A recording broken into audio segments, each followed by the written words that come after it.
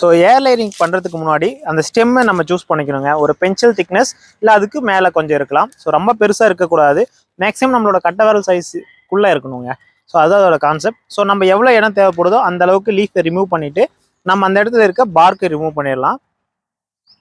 So park பார்த்தீங்கன்னா நமக்கு வந்து ஒரு 1 inch 1.5 inch மேக்ஸிமம் 2 inch வரைக்கும் நம்ம ரிமூவ் பண்ணலாம்.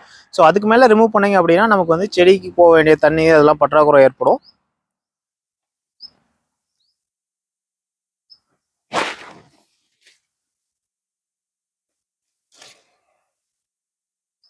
இவ்வளோதாங்க, சிம்பிள் ப்ராசஸ்.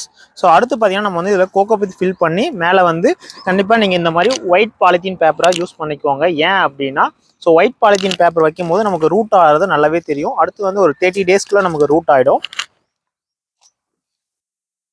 கோகோபித்தில் வாட்டர் கண்டென்ட் எந்த அளவுக்கு இருக்கணும் அப்படின்னு சொல்லிட்டு நிறைய பேருக்கு டவுட் இருக்கும். இப்படி புழிஞ்சிங்க அப்படின்னா கொஞ்சம் கொஞ்சம் ட்ராப்ஸாக நமக்கு வாட்டர் வரணுங்க. ஸோ அந்தளவுக்கு இருந்தால் போதும். நிறைய வாட்டரிங் எடுத்துட்டீங்க அப்படின்னா ஃபங்கல் இன்ஃபெக்ஷன் ஆகிடும்.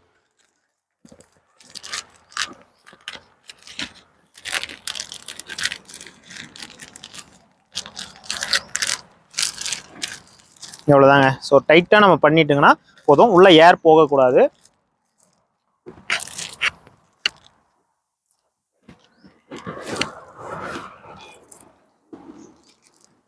கட்டும் போதும் கொஞ்சம் நல்லா டைட்டாக கட்டிக்கோங்க. ஸோ அப்போ தான் பார்த்தீங்கன்னா ரூட் நமக்கு நல்லா ஆகும்.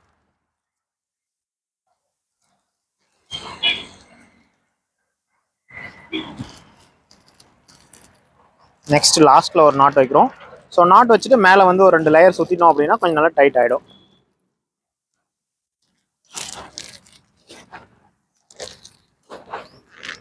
ஸோ இப்போ இது வந்து பார்த்தீங்கன்னா நமக்கு வந்து ஃபுல் டைட்டாக நம்ம வந்து பிளான்டிங் அதாவது ஏர் லேயர் முடிச்சிட்டோம் இல்லையா. ஸோ இது வந்து பார்த்தீங்கன்னா ஒரு 30 daysக்கு அப்புறம் இதில் ரூட் வந்திருக்கிறது தெரிஞ்சிருக்கும். அதுக்கப்புறம் அதை ரிமூவ் பண்ணி அடுத்து என்னென்ன ப்ராசஸ்லாம் பண்ணணும் அப்படின்னு சொல்லிட்டு பார்க்கலாம். ஸோ இது எல்லாமே கம்ப்ளீட்டாக முடிச்சுட்டு எவ்வளோ வந்திருக்கு அப்படின்னு சொல்லிட்டு நான் சொல்கிறேன்.